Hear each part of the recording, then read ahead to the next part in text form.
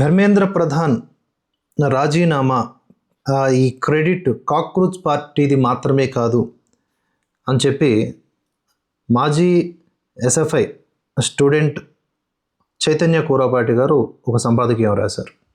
మీకు ఆయనకు సంబంధించిన కథనాలు చాలా ఆసక్తికరంగా ఉంటాయి. లాస్ట్ వరకు చూడండి, అన్నీ నిజాలుగానే మనం అర్థం చేసుకోవచ్చు. ఈ అంశాన్ని కాక్రోచ్ పార్టీ ఉద్యమంగా, కాక్రోచ్ పార్టీ విజయంగా చూడటం అవగాహన రాహిత్యమే అవుతుంది. నిజానికి సీజేపీ ఇందులో ప్రత్యేకంగా చేసిందేమీ లేదు. వీళ్లను ముందు పెట్టుకొని వెనక చాలా శక్తులు పనిచేసాయి. అది ఎలాగో వివరించే ప్రయత్నం చేస్తాను. పట్టు వదలకుండా ఒక స్ట్రాటజీ ప్రకారం ఈ ఉద్యమాన్ని నడిపిన క్రెడిట్ తప్పకుండా జేఎన్యూ బేస్డ్ విద్యార్థి సంఘాలు అయినటువంటి ఏఐఎస్ఏ, ఎస్ఎఫ్ఐ, అలాగే అంబేద్కరిస్ట్ స్టూడెంట్ యూనియన్లకు ముఖ్యంగా ఇవ్వాలి. ఇలాంటి ఉద్యమాలు నడపడంలో వాళ్లకు ఉన్న ఎక్స్పీరియన్స్ దేశవ్యాప్తంగా బజ్ క్రియేట్ చేయడానికి బాగా ఉపయోగపడింది. యువతను ఆకట్టుకునే విధంగా ఉండే వల్గర్ డిమాండ్స్, 18+ జోక్స్, అలాగే ముట్టు రక్తంతో తడిచిన శానిటరీ ప్యాడ్స్, లయబద్ధంగా నినాదాలు, ఫ్లాష్ మాబ్లు, ఇవన్నీ జేఎన్యూ స్టైల్ పోరాటాలు. ఉద్యమాలు ఏదో సీరియస్గా చేసేవన్నట్లుగా కాకుండా, ధర్నాలు జరిగే స్థలం ఒక యుద్ధ భూమి అన్నట్లు కాకుండా, ఆడుతూ పాడుతూ డేటింగ్ చేసుకుంటూ పిక్నిక్ స్పాట్ లాగా తయారు చేయడం జేఎన్యూ సిగ్నేచర్. ఈ క్యాంపెయినింగ్ ఎలా ఉంటుంది అని తెలియాలి అంటే 2015 ఢిల్లీ రాష్ట్ర అసెంబ్లీ ఎన్నికల్ని చూడాలి. 2013 ఎన్నికల్లో 70కి 32 సీట్లతో బీజేపీ అతిపెద్ద పార్టీగా గెలిచినప్పటికీ మ్యాజిక్ ఫిగర్ లేకపోవడంతో కాంగ్రెస్ మద్దతుతో కేజ్రీవాల్ సీఎం అయ్యారు. కానీ 49 రోజుల తరువాత ఫిబ్రవరి 2014న రిజైన్ చేసేశాడు. దాంతో ఢిల్లీ రాష్ట్రపతి పాలన కిందకు వెళ్ళింది. ఆ తర్వాత 2014 సార్వత్రిక ఎన్నికల్లో దేశవ్యాప్తంగా మోదీ ప్రభంజనంతో కాంగ్రెస్తో పాటుగా అన్ని పార్టీలు మట్టికొట్టుకుపోయాయి.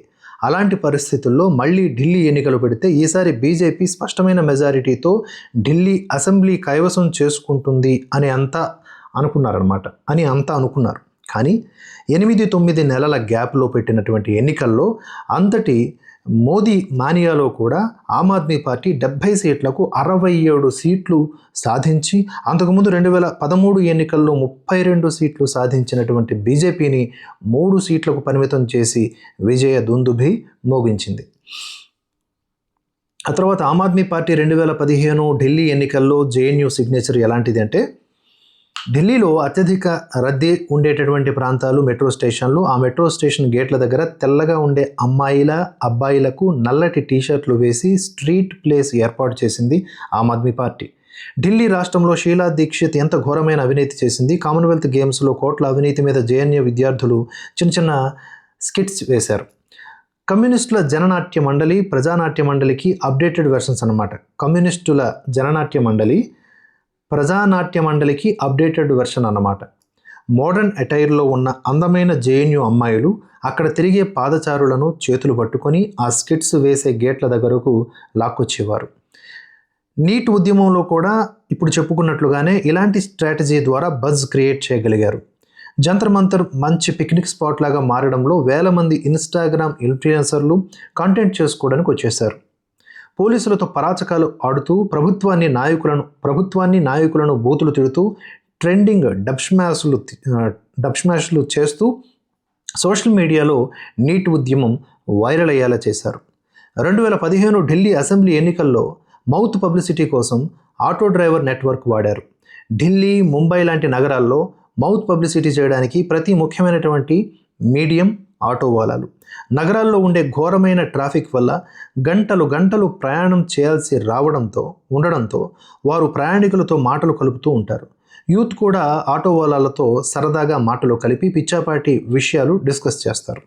ట్రాఫిక్ పోలీసులు అవినీతి, నడ్డి విరిచే ఫైన్లతో ఆటో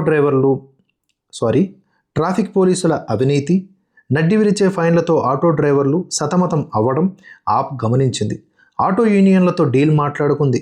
ప్రతి ఆటోలో ఒక చీపురు, అంటే ఆమ్ ఆద్మీ పార్టీ ఎన్నికల గుర్తు, ప్రతి ఆటో డ్రైవర్ తల మీద మేహూ ఆమ్ ఆద్మీ, ఐఆమ్ ద కామన్ మ్యాన్ అనే టోపీ పెట్టించింది.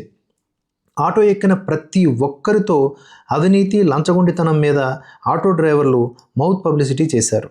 కేజ్రీవాల్ లోక్పాల్ బిల్లు కోసం సీఎం సీటు త్యాగం చేశాడని, అలాంటి వాడు వస్తే ఢిల్లీలో అవినీతి కనబడకుండా చేస్తాడని చెప్పించారు. ఇప్పుడు అలా ప్రజలతో ఇంటరాక్ట్ అయ్యే వర్కర్ స్టేషన్లో ఆటో వాళ్ళ స్థానంలో ఇక్కడ గిగ్ వర్కరు వచ్చి చేరారు. Gig workers Swiggy, Zomato, Rapido, Uber, Zepto, Big Basket ఇలా రోజుకి మనం కనీసం 3-4 మంది గిగ్ వర్కర్స్ను ఖచ్చితంగా కలవాల్సి ఉంటుంది. నగరంలో గిగ్ వర్కర్స్ కమ్యూనిటీ చాలా పెద్ద మౌత్ పబ్లిసిటీ మీడియం కాబోతోంది అని ఎలక్షన్ స్ట్రాటజిస్టులు కూడా గుర్తించారు. గిగ్ వర్కర్లు ముఖ్యంగా యూత్లో బాగా కనెక్ట్ అవుతున్నారు. బ్రో కోడ్ వీళ్లను దగ్గరకు చేస్తుంది. యూత్ గిగ్ వర్కర్లకు కొంచెం ఎక్కువ టిప్ ఇవ్వడం, ఫుడ్, సిగరెట్లు షేర్ చేసుకోవడం, ఫ్రెండ్షిప్ చేయడం లాంటివి వాళ్ళ మధ్య ఇంటరాక్షన్ పెరగడానికి ఉపయోగపడతాయి. ఇప్పుడు నీట్ ఉద్యమంలో ఇది బాగా పనిచేసింది. దాంతో ఈ గిగ్ వర్కర్ నెట్వర్క్ను అందరి భవిష్యత్తు కోసం జంతర్ మంతర్లో విద్యార్థులు పోరాటం చేస్తున్నారు. అందరి భవిష్యత్తు కోసం ఈ గిగ్ వర్కర్ నెట్వర్క్ అంట. సో మరొకసారి చదువుతాను. ఈ గిగ్ వర్కర్ నెట్వర్క్ను అందరి భవిష్యత్తు కోసం జంతర్ మంతర్లో విద్యార్థులు పోరాటం చేస్తున్నారు అనే మౌత్ పబ్లిసిటీ చేయడం కోసం బాగా వాడుకున్నారు. Very good.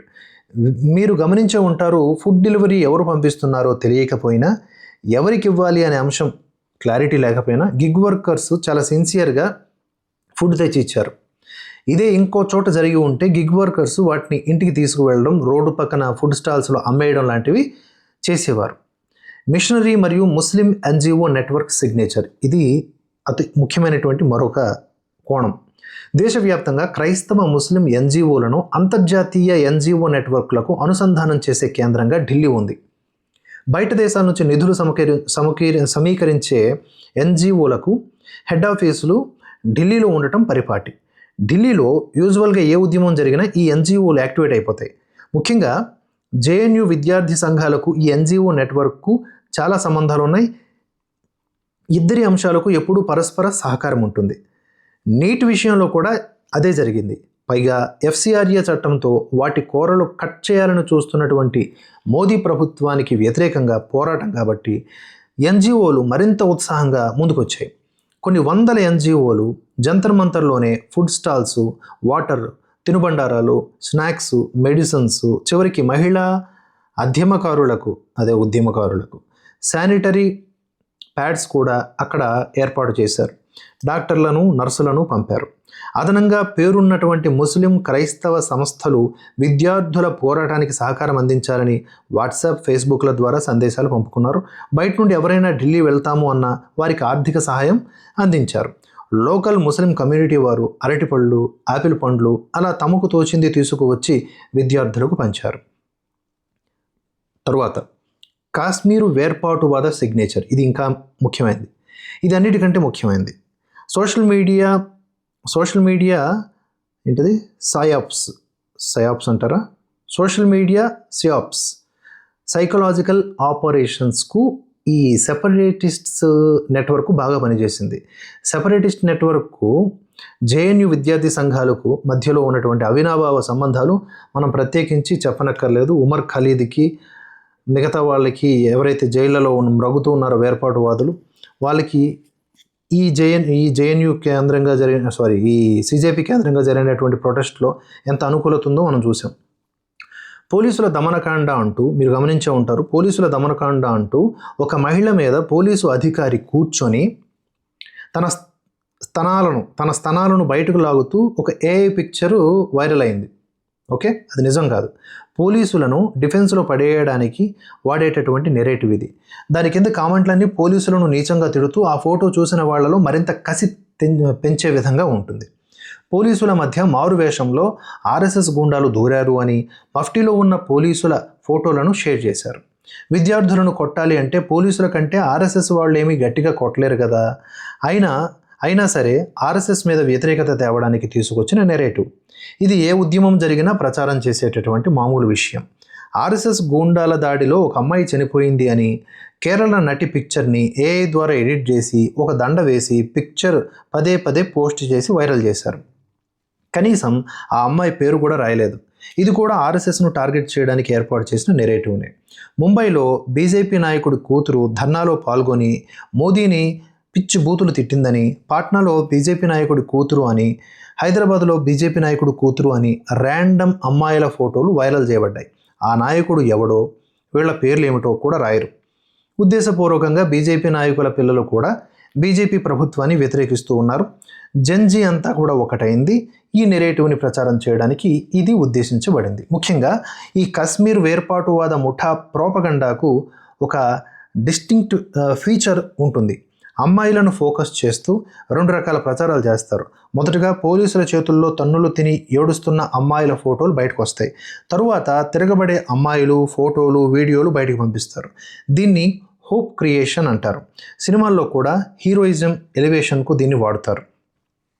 వేర్పాటువాద ప్రాపగండా యొక్క డిస్టింక్ట్ ఫీచర్ అంటే ఏమిటంటే, ఈ తిరగబడే అమ్మాయిలుగా ఎక్కువగా ముసుగు, తల మీద చున్నీ, ముక్కు, నోటికి మాస్క్ వేసుకున్న వాళ్ళనే ఫోకస్ చేస్తారు. కొట్టించుకుని ఏడుస్తున్న అమ్మాయిలు ఫుల్ క్లారిటీ ఫేసెస్ ఉండేలాగా వీడియోలు వాడతారు. చాలా బాగా రాశారు ఈయన. అంటే తిరగబడే అమ్మాయిలు ముస్లింలు, తన్నులు తినేటటువంటి అమ్మాయిలు హిందువులు, వీళ్లను వాళ్ళు కాపాడుతున్నారు అనే ఫీల్ రావడానికి ఇక్కడే కాశ్మీర్ వేర్పాటువాద ముఠా దొరికిపోతుంది. ఇంకా పెల్లెట్ గన్లు ఉపయోగించారు అని, కాల్పులు జరిపారు అని, ముందుగా పోలీసుల మీద వీళ్లే పెప్పర్ స్ప్రేలు వాడి పోలీసులు కొట్టడాన్ని వీడియోలు తీసి పోలీసుల దమనకాండాన్ని వైరల్ చేయడం, ఇవన్నీ కూడా కాశ్మీర్ వేర్పాటువాద సిగ్నేచర్స్. ప్రభుత్వం కూడా ఇది గుర్తించి బయట నుంచి ఆపరేట్ చేస్తున్న 400 ఐడీలను బ్లాక్ చేసింది. కానీ సెపరేటిస్ట్, కమ్యూనిస్ట్ నెక్సెస్ ఉండటం, అలాంటి ప్రాపగండా సరుకు కమ్యూనిస్టు గ్రూపులు ఉద్దేశపూర్వకంగా స్ప్రెడ్ చేస్తూ పోవడంతో దాని కట్టడి కేంద్రం చేయి దాటిపోయిందనే చెప్పాలి. ఇక కాక్రోచ్ జనతా పార్టీ ఎక్కడ సక్సెస్ అయింది అనేది కూడా ఒక చిన్నపాటి వివరణ, దాంతో వీడియో ముగిసిపోతుంది. మొత్తం ఉద్యమంలో స్టేజ్ మీద కూర్చోవడం, అమ్మాయిలతో పులిహోర కలపడం, బయటికి వెళ్ళి పిజ్జాలు బర్గర్లు తిని రావడం, స్టార్ హోటళ్లకు వెళ్ళి నిద్రపోవడం తప్ప ఈ కాక్రోచ్ పార్టీ నాయకులుగా ఉన్న వాళ్ళు ప్రత్యేకంగా చేసింది ఏమీ లేదు. మొత్తం ఉద్యమ తీరును గమనిస్తే ఇట్టే అర్థమైపోతుంది ఈ మ్యాటర్. 40 రోజుల ఉద్యమం అంటే కోట్ల రూపాయల ఖర్చుతో కూడుకుని ఉంటుంది. కాక్రోచ్ పార్టీ నాయకులకు ₹1 కూడా ఖర్చు కాలేదు. కాక్రోచ్ పార్టీ సక్సెస్ అయింది ఎక్కడ అంటే, ఇప్పుడు చెప్పుకున్నాం కదా, ఇన్ని నెట్వర్క్స్, వీటన్నింటినీ ఒక గొడుగు కిందకు తీసుకువచ్చే అవకాశం కల్పించింది. ఒక కోఆర్డినేటెడ్ వేలో వెళ్ళడానికి మార్గం సుగమం చేయడంలో బాగా ఉపయోగపడింది. కానీ నిజమైన పోరాటం నడిపింది ఎవరు అంటే జేఎన్యూ విద్యార్థి సంఘాలే. జేఎన్యూ నెట్వర్క్ కానీ, మిషనరీ నెట్వర్క్ కానీ, కశ్మీర్ సెపరేటిస్ట్ నెట్వర్క్ కానీ ఒంటరిగా ఈ పని చేయగలిగే శక్తి కలిగినవి కావు. ఎందుకంటే వాటి మీద ఇప్పటికే యాంటీ హిందూ, యాంటీ బీజేపీ అనే ముద్ర ఉంది కాబట్టి. వాళ్ళు ప్రత్యక్షంగా ఇలాంటి ఉద్యమం చేసినా ప్రజల నుండి ఆదరణ దక్కేటటువంటి అవకాశం ఉండేది కాదు. కాబట్టి కాక్రోచ్ పార్టీ ఈ మొత్తం ఉద్యమానికి ఒక షీల్డ్ని ఏర్పాటు చేయగలిగింది. నిజానికి మొత్తం ఉద్యమం అసలు టార్గెట్ బీజేపీ అధినాయకత్వం అయినప్పటికీ ఎక్కడా యాంటీ బీజేపీ వాసనలు రాకుండా ఉండడానికి జెన్జీ పోరాటం అనే ఒక కాల్పనిక భ్రమను సృష్టించడానికి కాక్రోచ్ పార్టీ పేరు, అది పుట్టుకొచ్చిన విధానం ఉపయోగపడింది. ఇప్పటికీ జేఎన్యూ విద్యార్థులు ఈ విజయం క్రెడిట్ క్లెయిమ్ చేసుకోవడానికి కారణం కూడా ఆ షీల్డ్ని, అంటే ఈ విజయం క్రెడిట్ని క్లెయిమ్ చేసుకోకపోవడానికి, జేఎన్యూ విద్యార్థులదే అయినప్పటికీ మాది కాదు అన్నట్లుగా ఉండడానికి గల కారణం ఏంటంటే ఆ షీల్డ్ని పరిరక్షించుకుంటే భవిష్యత్తు ఉద్యమాలకు వ్యాలిడిటీ దొరుకుతుంది అనే ఆలోచన కావచ్చు. సో వాట్స్ నెక్స్ట్ అంటే, ఇలాంటి ఉద్యమాలు ప్రోపగండా సిగ్నేచర్స్ ప్రభావం ఎక్కువగా చూపగలిగే ఢిల్లీ లాంటి ప్రాంతాల్లో సక్సెస్ అవ్వగలవేమో కానీ మిగతా ప్రాంతాల్లో పనిచేయడం కష్టమే. కానీ వేగంగా మారుతున్న పరిస్థితులను బట్టి వీటిని తక్కువ అంచనా వేయకూడదు. వండర్ఫుల్ ఎక్స్ప్లెనేషన్ అనమాట. అంటే చాలా థాట్ ప్రొవోకింగ్గా ఉంది. అంటే ఏదన్నా ఒక ఘటన జరిగింది దేశంలో, దేశానికి ఎగనిస్ట్గానో ప్లస్గానో మైనస్గానో ఏదైనా సరే ఏ ఘటనైనా జరిగితే వాటి మూలాల్లోకి వెళ్ళి అన్ని కోణాల్లో ఆలోచించగలిగిన నాడే మనం బాధ్యతని కనబరిచినట్లు అని మరొకసారి ప్రూవ్ చేశారు ఈయన. సో మీకేమనిపించిందో కామెంట్స్ రూపంలో తెలియజేయండి. అప్డేట్స్ కొనసాగుతూనే ఉంటాయి. జస్ట్ మీరు ఛానల్ని సబ్స్క్రైబ్ చేసుకొని ఫాలో అవ్వండి, లైక్ చేయండి, వీడియోని ఎక్కువ మందికి రీచ్ అవుతుంది. సరేనా? జై హింద్, జై భారత్.